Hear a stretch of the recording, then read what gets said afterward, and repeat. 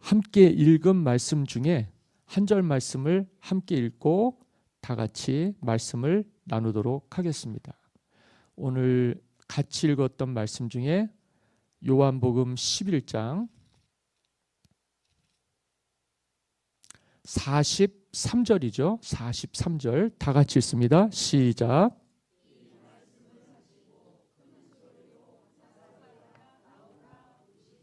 아멘. 나사로야 나오라 부르시니. 그래서 오늘 말씀의 제목을 나사로야 나오라 라는 제목으로 말씀을 전하도록 하겠습니다. 어제 우리 김병철 목사님이라고 우리 교회가 정말 이 형제교회로 선교 후원하는 교회 목사님이 인천으로 부임을 하셔갖고 올라가시게 돼서 전화를 했더라고요. 어제 보통 우리 지방이 35개 교회인데 경조회가 있어요. 경조회가 있어서 뭘 해주냐면 이동을 할 때 계시다가 가실 때 송별 회식을 해요. 근데 제가 5, 6년째 참석을 안 합니다. 왜 그러냐 하면 늘 떠나는 이별이 너무 힘이 들었어요. 헤어지는 이별이 너무 힘이 들었어요. 저는 정도 안 주고 남일 신경도 안 쓰고 내일만 하겠다 하고 마음을 그렇게 먹었어도 주변을 생각하고 둘러봤을 때 그래도 마음이 쓰이는 사람들이 있고 그리고 기도가 필요한 사람들이 있고 사람이 부대끼다 보면 뭐 상처도 있지만 또 공감대도 생기고 정이 드는 사람들이 있잖아요. 근데 이분이 저하고 13년을 같이 있었단 말이에요. 굉장히 오랫동안 얼굴 보면서 같은 지방에서 선후배로 있으면서 그래도 우리 교회 식구들이 1년에 그래도 부활절 때 추수감사절 때 이래저래 또 이렇게 선교할 수 있도록 후원할 수 있도록 격려할 수 있도록 그 힘들고 어려운 과정에는 형제교회들인데 이렇게 도우면서 살았어요. 제가 늘 말씀을 드리지만 저는 누구한테 이렇게 도움을 받아본 적이 없어요. 그걸 또 바란 적도 없고 그런데 이렇게 도움을 받는 것보다 도움을 주는 게 훨씬 더 행복합니다. 나이 먹고 누구한테 이렇게 손 벌려서 어려우니까 도와주세요. 그거 못할 일이죠. 그런데 살다 보니까 무슨 마음이 드냐 하면 혼자는 못하는 거예요. 함께 할 때 할 수 있는 거예요. 그래서 동역자라 그러죠. 교회는 떨어져 있지만 감리교단은 개교회주의가 아니라 감리교단이라고 하는 하나의 울타리 안에 있어요. 그래서 그걸 최소 단위로 묶은 게 지방이에요. 그래서 우리 지방에 35개 교회가 있고 이 지방 8개 지방이 모여서 호남연회라고 370여 개 교회가 또 있습니다.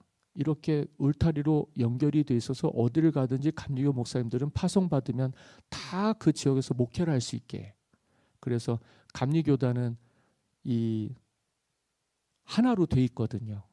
그러니까 이분들은 그렇게 연결이 돼 있는 거예요. 어디를 가든지 다른 연에 있든지 다 알게 돼 있고 연결이 돼 있고 또 만날 수도 있고 그래서 형제 같은 마음이 드는데 저도 여기서 이렇게 지내봤지만 고립이 굉장히 심합니다. 고립감이. 저는 여기에 감리교회가 무안에 하나밖에 없잖아요. 좀 넓히면 청계면에 목포 가다가 무안 광림교회라고 80년대 1980년대 세워진 교회가 있습니다만 지금 그 교회는 거의 성도가 없어서 목회자가 풀타임으로 목회를 못해요. 그래서 일자리는 저 충청도 당진에 있어서 주말마다 내려오는데 그 교회를 보면 마음이 너무 아파요. 교회가 많이 훼손이 되는 것 같고 사람이 정주하면서 있는 거하고 없는 거하고는 건물 자체가 비교하지 못할 그런 상황이 되는 거죠. 약해 보이고 또 관리가 안 되는 것 같고 그런 지경이 있습니다. 또 대부분 35개 교회인데 25개 교회 중에 28개 교회가 감리교회는 미자립이라 그래서 1년에 성도들이 헌금하는 총액이 4천만 원이 안 되면 미자립 교회라 그래요. 그게 28개 교회예요. 겨우 그냥 7개 교회가 4천만 원을 넘긴 거죠. 뭐 큰 교회도 없고 다 고만고만한데 그 기준을 못 넘으니까 얼마나 어려운지 몰라요. 그걸 넘겼다 그래도요. 제가 생각하기엔 우리 시대에 적어도 교회가 선교도 하고 목사님 풀 서포트도 하고 교회가 교회 일도 하고 1년 예산을 짜서 하려면 1억에서 1억 5천 이상은 돼야 돼요. 근데 그런 교회는 우리 지방에 2교회밖에 없습니다. 나머지는 그게 안 되는 거죠. 그런데도 우리가 정말 어떻게 해서든지 교회 본질에 가깝게 하려고 정말 뼈를 깎는 노력과 수고를 해서 아끼고 아껴서 속회해서 5교회를 후원하는 거예요. 그리고 여러분들도 아시겠지만 그 밖에 수해가 났다든지 또 어떤 교회 화재가 났다든지 또 어떤 교회 어려움이 있다 그러면 우리가 찾아서 하기는 어렵지만 그래도 마음을 써서 조금이라도 이게 하나만 보태도 도움이 될 수 있으려는 생각, 그런 마음을 가지고 그렇게 살아오고 있어요. 또 그렇게 했고요. 이제 그런 마음이 있다 보니까 형제라는 마음이 있거든요. 식구라는 마음이 있거든요. 제가 무슨 얘기를 하려고 하냐면 그 식구가 되고 형제가 됐는데 우리 식구에서 한 사람이 빠져나가잖아요. 그러면 무슨 마음이 드는 줄 아세요? 들어오는 자리는 별로 티가 안 나요. 그런데 난 자리는 너무너무 공허한 거예요. 사람 사는 게 그렇더라고요. 그래서 요즘은 우리 사회 또 우리 지역이 그런 특징이 굉장히 심한데 빈집 증후군이라고요. 제가 오늘 이 말씀을 드리는 거예요. 뭐 영어로는 empty nest syndrome. 집에 사람이 없는 거예요. 빈집이에요. 그런 증상을 경험하는 사람들이 많아요. 분명히 사람은 있는데 있다가 그 형제며 공동체 안에 있는 지체 중에 한 사람이 빠져나가는 거예요.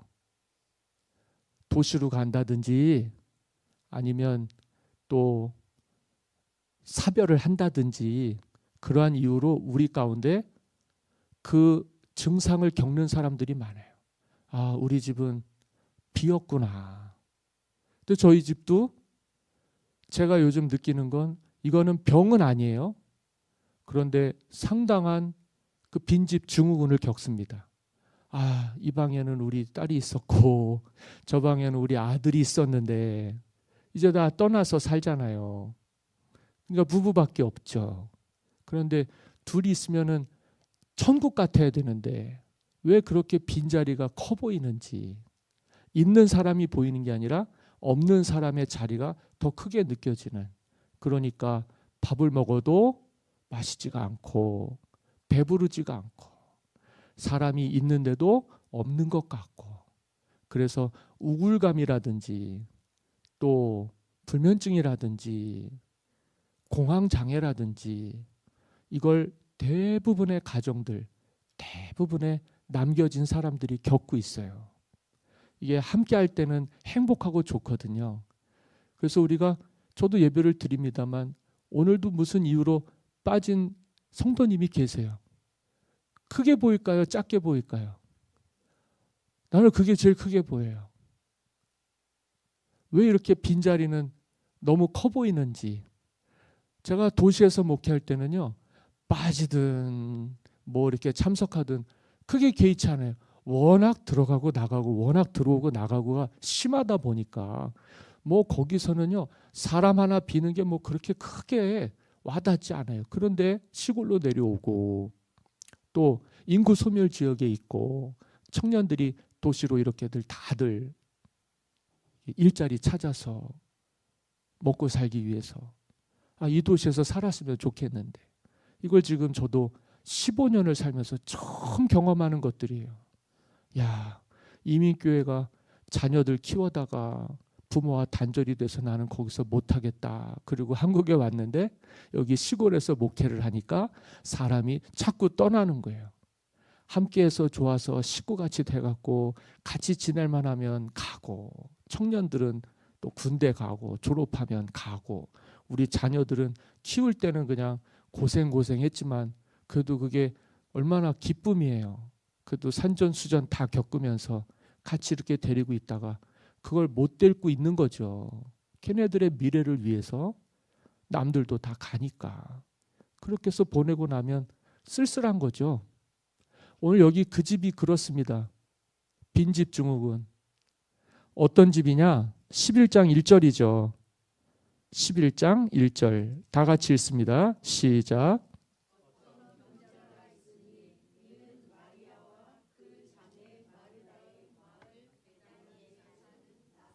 네, 어떤 병자가 있으니, 병자의 이야기예요.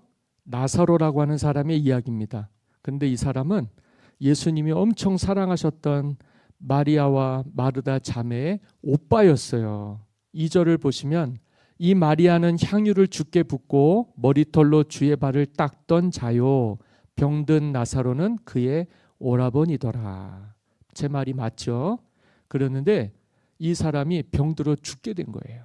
그래서 누가 이 소식을 예수님께 전했냐면 3절입니다. 다 같이 읽습니다. 시작.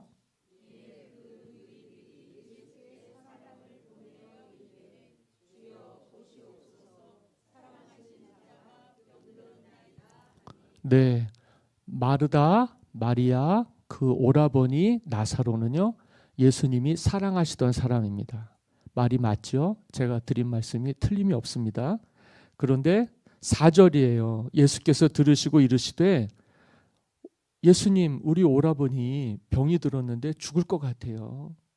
사람을 보내서 어서 오시라고. 그러니까 운명하기 전에 사람들이 이제 돌아가실 날이 얼마 남았으니까 준비하십시오 했는데, 이 마르다하고 마리아는 예수님을 모신 거예요. 왜요? 병을 고쳐주실까 해서. 사실 오늘 요한복음 11장 죽은 나사로를 살리신 예수님의 기적에 관한 이야기예요. 요한복음에 7가지 기적이 나와요. 요한복음은 예수님의 그 많은 치유 사역과 병 고치시는 일들과 귀신을 내어 쫓으시는 일들과 죽은 자를 살리시는 일을 하셨는데, 그 중에서 7가지를 아주 특정을 해서 성경에 기록을 했습니다. 첫 번째가 2장 1절에서 11절에 나오는 가나의 혼인잔치 비유, 물이 변해서 포도주가 되게 하신 거고요. 두 번째가 종의 왕의 신하의 아들을 고쳐주신 기적이 나와요. 뭐 크게 중요한 것 같지는 않지만은 그래도 하나님은 그와 같은 일을 하신다. 세 번째가 베데스다 연못에서 38년 동안 누워있던 병자를 주님께서 고쳐주신 기적이 나와요. 네 번째가 오병이어의 기적이에요. 떡 5개 물고기 2마리로 5,000명을 먹이시고 12광주리를 남기신 거죠. 6장 1절에서 15절. 다섯 번째가 물 위를 걸으시는 기적을 베푸셨어요. 그래서 제자들이 두려워했지만 주님 때문에 구원의 소망을 얻었다. 여섯 번째가 소경의 눈을 고치신 기적. 실로암 못에 가서 주님이 침을 뱉어서 진흙을 이겨다가 눈에다가 바르고 실로암 못에 가서 씻으라 그랬는데 눈이 깨끗해졌어요. 참 놀라운 일이죠. 그리고 오늘 이건 불가능에 가까운 걸 거예요. 죽은 사람이 살아난 거예요. 이건 예수님이 하시는 일들에 대한 예표가 됐습니다. 나사로의 이야기는 결국은 이 나사로도 워낙 예수님의 이 복음 사역에 있어서 대단한 영향을 끼쳤기 때문에 사내들인 공의에서 종교 지도자들이 나사로도 죽이려고 그랬어요. 참, 왜 하나님 이 땅에 베푸시는 은혜요, 놀라운 축복인데 사람들이 느낄 때는 하나님과의 관계가 단절이 돼서 그랬을까? 하나님의 일들을 그렇게 싫어했는지 모르겠어요. 그리고 이제 여기 이해할 수 없는 일입니다. 예수님께서 뭐라고 그러셨냐면 나사로가 죽을 것 같아서 주님을 오시라고 마르다 마리아 자매가 요청을 했는데 이런 말씀을 하셨어요. 예수께서 들으시고 4절, 이 병은 죽을 병이 아니다. 하나님의 영광을 위하며 하나님의 아들이 이로 말미암아 영광을 받게 하려 함이라 하시더라. 참 역설적이에요. 인간에게 죽음이라는 게 선고가 되었는데 살아난다는 기적 어떻게 기대할 수 있겠습니까? 그런데 주님 이 말씀을 하시고는 대단히 나사로가 있는 집에 가지를 않으셨어요. 그러니까 사람들은 충분히 그럴 수 있구나. 거기다가요. 이 말씀을 보시면 11절이에요. 다 같이 읽습니다. 시작.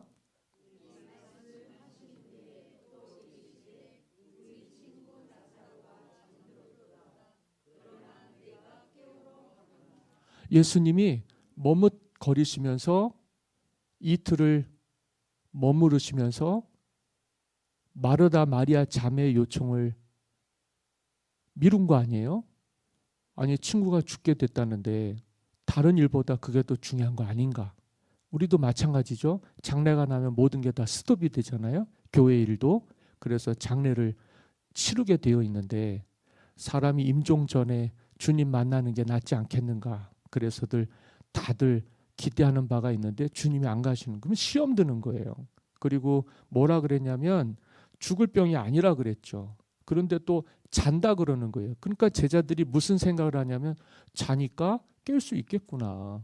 그냥 진짜 잠을 자는 줄 알았는데 12절에 제자들이 이르되 주여 잠들었으면 낫겠나이다 하더라. 뭐 지금은 죽은 게 아닌 줄 알았죠.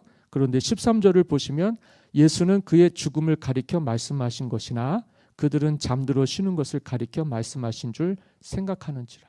생각이 동상이몽 달랐어요. 주님이 하시려고 하는 뜻을 잘 모르니까 이 나사로는 죽은 겁니다. 그리고 가셨어요. 17절 예수께서 와서 보시니 나사로가 무덤에 있은 지 이미 며칠이에요? 나흘, 하루, 이틀, 사흘, 나흘, 4일이 됐어요. 보통 유대인들의 장례는 3일이에요. 3일 동안 무덤에다가 두고 이 3일 동안 기다렸다가 3일째 되는 날 무덤에 장사를 해요. 왜 3일을 기다리느냐? 내세가 있는 줄 알았어요. 그리고 혹 그 3일 동안에 부활이 있는 줄 아는 거예요. 이 사람들에게는 부활의 교리가 있거든요. 유대인들에게는 구약 성경 모세오경에 나오는 이야기입니다. 부활을 할 줄 아는 거예요. 몸이 부활해서 혹시 살아날까? 그래서 그들이 3일 장례를 한 거예요. 그런데 나사로는요, 예수님이 오시기 전까지 무덤에서 4일 동안 있었어요. 그러니까 무슨 일이 생기느냐? 부패가 시작된 거죠. 냄새가 나는 거예요. 그러니까 3일도 아니고 4일이 됐으니까 예수님이 오셔도 이 오라버니는 못 살린다. 그게 지배적이었습니다. 그리고 예수님께서 마르다와 마리아 자매에게 얘기하셨어요. 야, 너는 왜 믿지 않느냐? 내가 이 병은 죽을 병이 아니라고 그랬지 않냐? 근데 현실은 죽은 거 아니에요? 주님 말씀이 아무리 귀하고 주님 말씀이 너무 소중하다고 해도 우리가 현실을 부정할 수는 없잖아요. 그래서 믿음이 안 생기는 거예요. 분명히 주님은 죽을 병이 아니라 그랬는데 죽잖아요.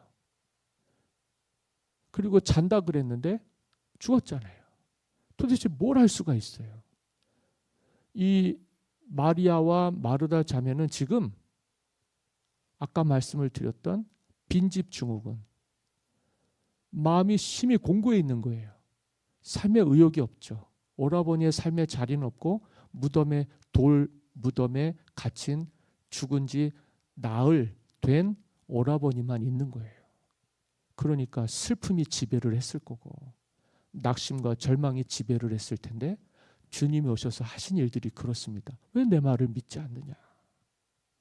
그래서 주님이 나사로를 살리신 거예요. 나사로야 나오라. 그러기 전에 뭘 했어요? 무덤을, 돌로 막았던 무덤을 옮겼죠. 문을 옮겨 놓으면 그 안에서 나사로가 나오는 일만 남았는데 이 사람들의 마음에는요, 아까 얘기했던 빈집 증후군이 있었어요. 이거는 안 되는 거예요. 이거는요, 힘든 거예요. 저도 그 김병철 목사님이 갈 때 어제 전화를 해서 얘기를 하는데 한 1시간 정도 뭐라 그러냐면, 목사님 저 미워하는 거 아니시죠? 그러는 거예요. 아니 왜요? 그랬더니 안 나오셔서요. 보고 싶었다는 거예요. 그래서 제가 얘기했어요. 내가 몇 년째 나 자신도 그걸 극복을 못해요. 사람이 너무 많이 떠난 거예요. 너무 많이 떠난 거예요. 내 식구도 떠나죠. 교회 식구도 떠나죠. 동역자들도 떠나죠. 그래서 마음에 너무 큰 무거운 게 있어요. 그거를 견디질 못해요. 한 6개월 가요, 저는. 근데 이거를 극복하는 중에 있는 거예요. 그래도 어떻게 해요? 살아야죠.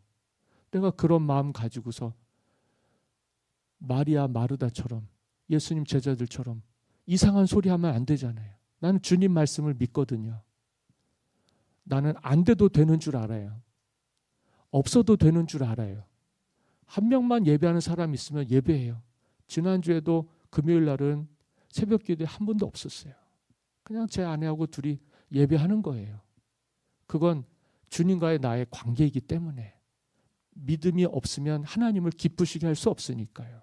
내가 주님을 믿는다 하면서 사람을 너무 의지했던 것이 아닌가.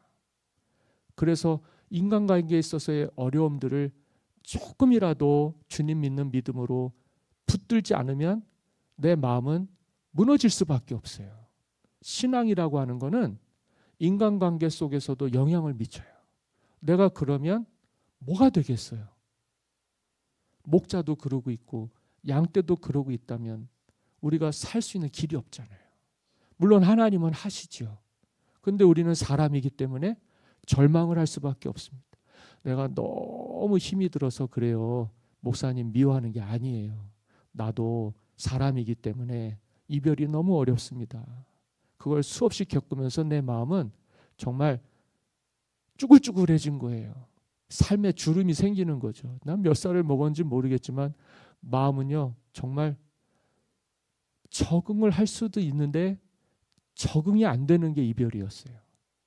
뭐 큰 데미지가 있었던 것도 있고 또 사람을 잃는다는 거에 대한 큰 트라우마가 있잖아요. 거기에서 치유가 안 되는 일들이 이별 속에서 있는 거예요. 늘 갔는데 있었던 사람이 없고 늘 함께해서 그래도 우리가 집이 가까워야 가까운 겁니까? 마음이 가까운 게 가까운 거 아니에요? 진짜 가까운 사람은요, 마음이 가까우면 멀리 있어도요, 연락 안 해도요, 늘 신뢰가 돼요. 그런데 이별을 경험했을 때 마음이 멀어지니까 그럴 때 외로움을 느끼는 거죠. 실제로는 내가 빈집을 보고 있으니까요. 이 나사로의 누이였던 마르다와 마리아는 지금 그런 상태예요. 주님이 있어도 위로가 안 되는 거예요. 그러니까 그냥 막 주님한테 막 빨리 좀 오시지. 이제 우리 어떻게 삽니까? 주님이 계시는데도요. 이게 우리의 현실이에요. 그 잃은 가슴, 상실된 마음은요, 아무 것으로도 채워지지 않아요. 인간은요, 굉장히 강한 것 같죠. 그런데 너무 약한 존재예요. 내 주먹을 믿고 나 자신을 믿는다 그래도요, 그 사람 영혼은요, 공허한 거예요. 오히려 더 부르짖는 것일 수도 있을 것 같아요. 나 좀 살려달라고. 사람 앞에서 강한 척할 필요 없어요. 하나님 앞에서 연약한 죄인일 뿐입니다. 근데 그거를 인정하고 나면 문제가 해결이 되는데 그거를 인정하지 않고 스스로가 그러고 있으니까 해결이 안 되는 거예요. 내가 할 수 있는 게 있고 내가 할 수 없는 게 있잖아요.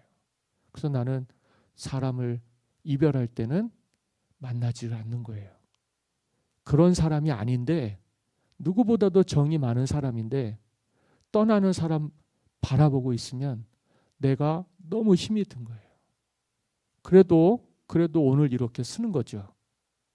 몇 개월이 걸릴지 몇 년이 걸릴지 이걸 살아가면서 우리는 분명히 받아들여야 될 수밖에 없어요. 그래도요 중요한 게 있어요. 우리 예수 믿는 사람들은요 절망하면 안 돼요. 소망하면서 사셔야 돼요. 이 세상에서 이별은 잠깐이에요. 하나님의 나라에서의 만남이 예비되어 있어요. 그래서 우리가 주님을 바라보셔야 돼요. 그리고 그 길을 묵묵히 가셔야 됩니다. 그러면 다 만나게 돼 있어요. 우리가 이 땅에서 사는 동안에는 이러한 어려움과 시련들이 있죠. 그래서 하나님이 누구를 보내주셨을까요? 예수님을 보내주신 거예요. 그래서 예수님이 우리에게는 기프트, 선물입니다. 주님이 계시면 괜찮아요. 우리의 생사복을 주관하시고 우리를 지으신 창조주이신 우리 하나님이 계시면 되는 거예요. 하나님이 없으니까 안 되는 거죠. 사람이니까 불안하죠. 사람이니까 그 마음은요, 어떻게 추스를 수가 없어요. 그러나 그 상한 마음, 그 공허한 심령, 주님은 아십니다. 그리고 채워주시죠. 언젠간 우리가 주님을 만날 날이 올 거고, 언젠간 우리가 다시 볼 수 있는 날이 있겠지만, 중요한 건 오늘이 중요하다 이거죠. 오늘 그렇게 절망하면서 좌절하면서 낙심하면서 살 것이 아니라 하나님을 믿는 믿음으로 마음을 붙드셔요. 주님은 다 하실 수 있으니까요. 그래서 오늘 우리는 이 예배를 하나님께 기쁨으로 드립니다. 사람은 있다가도 없고, 그렇잖아요? 그런데 주님은 항상 계시고, 그 사실을 아는 순간 우리는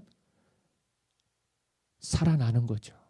나사로가 무덤에서 걸어 나왔던 것처럼. 그런 일이 가능할까요? 사람은 할 수 없습니다. 누구만 하실 수 있어요? 하나님만 하실 수 있어요. 설령 그게 아니더라도요, 주님 계시면 우리 마음은 충분합니다. 그걸 전적인 의존이라 그러죠. 그거를 100% 순결한 믿음이라고 합니다. 믿음이라고 하는 건 99%가 되면 안 돼요. 그 작은 1%의 작은 부분도 오늘 우리는요, 그거를 믿음이라고 하지 않습니다. 100가지를 다 믿었는데 한 가지를 못 믿는 건 믿음이 없는 거예요. 신앙을 오래 하고 믿음의 길을 오래 간 사람들은 그걸 알아요. 다 되는데 한 가지가 안 돼서 실패하는 거거든요. 다 되는데 100% 하나님의 은혜로 되는 줄 알아야 성공하는 거예요. 내가 아는 게 아니라 주님이 하심을 알아야 됩니다. 우리는 사람을 살리고 어떻게 할 수 있는 능력이 없어요. 아, 나 같은 죄인을 불쌍히 여겨주셔서 구원해 주신 주님 아니면 나는 올해를 살아갈 수가 없었던 거구나. 뭐 배우자를 잃든 사랑하는 식구들을 떠나보내든 우리가 그 마음 못 붙잡고 예수 믿는 사람들이 공허하게 세상 바라보면서 절망하고 있으면 주님이 슬퍼하십니다. 아시겠죠? 죽을 병이 아니에요. 죽음이라는 게 왜 무서우냐? 마귀는요, 죄가 이 땅에 들어오게 해서 우리를 아예 구원을 얻지 못하게 마귀의 자녀로 만들어버린 거예요. 그래서 영벌, 영원한 죽음에 이르도록 지옥에 끌고 가는 겁니다. 다른 데는 모르겠어요. 교회는요, 예수 믿는 사람은요, 천국과 지옥이 있음을 아셔야 됩니다. 지옥은요, 다시 살아날 수 없는 곳이에요. 우리가 몸으로만 죽으면 끝이 아니라 우리에게 영혼이 있다고 말씀합니다. 영혼이 죽으면 죽은 거예요. 몸이 죽은 건 죽은 게 아니에요. 왜냐하면 우리는 부활을 믿기 때문에 그래요. 예수 믿는 사람은 죽어도 산다 그랬어요. 그게 신앙이에요. 그래서 우리에게 천국이 있음을 주님께서 알려주시고 주님을 믿으라고 이 땅에 오신 분이에요. 그래서 우리는 주님을 붙들면 절대 실패하는 법이 없어요. 병든 몸 고쳐주시죠. 물이 변해서 포도주 되게 해주시죠. 38년 누워있어도 일어나게 걷게 하신 분이시죠. 눈 못 떠서 구걸하던 사람 눈 뜨게 해주셔서 예수 믿게 해주셨죠. 뭘 못하시겠어요. 나사로를 죽은 지 4일 된 사람 무덤 돌문 열어놓고 말씀하니까 말씀이신 예수님이 죽은 사람한테 얘기했는데 영혼이 죽지를 않았으니까 진짜 사망에 이르지 않았으니까 그 몸은 듣고 살아나는 겁니다. 몸이 죽은 게 죽은 게 아니에요. 영혼이 죽은 게 죽은 거예요. 그렇게 되면 희망이 없는 거죠. 그러니까 사람 죽었다고 사람 없다고 낙심하시면 안 됩니다. 참 어려운 일이지만 오늘 우리가 그럴수록 믿음이 견고해질 수 있었으면 좋겠어요. 주님은 다 아실 수 있다. 내 마음을 왜 모르시겠나? 이 마음을 붙들고 공허한 마음으로 절망하면서 한숨 쉬면서 소망 없이 살지 마시고, 주님이 계시는데 왜 걱정하십니까? 주님이 계시는데 왜 염려하십니까? 주님이 다 아실 줄 믿고 주님께 맡겨드리면 네 몸도 하나님께서 영광을 얻도록 천국 백성이 되게 구원을 해주실 줄 믿습니다. 올해 이렇게 지내게 해주신 하나님께 감사드리고 새해도 하나님이 함께 하실 줄 믿습니다. 내 옆에 빈자리 보지 마시고 나와 함께 해주시는 내 안에 주님을 발견하셔서요, 우리에게 주신 이 은혜와 기쁨과 사랑 빼앗기지 마시고 천국 가는 그날까지 잘 유지하셔서요, 다 만나게 되시기를 예수님의 이름으로 간절히 축원합니다.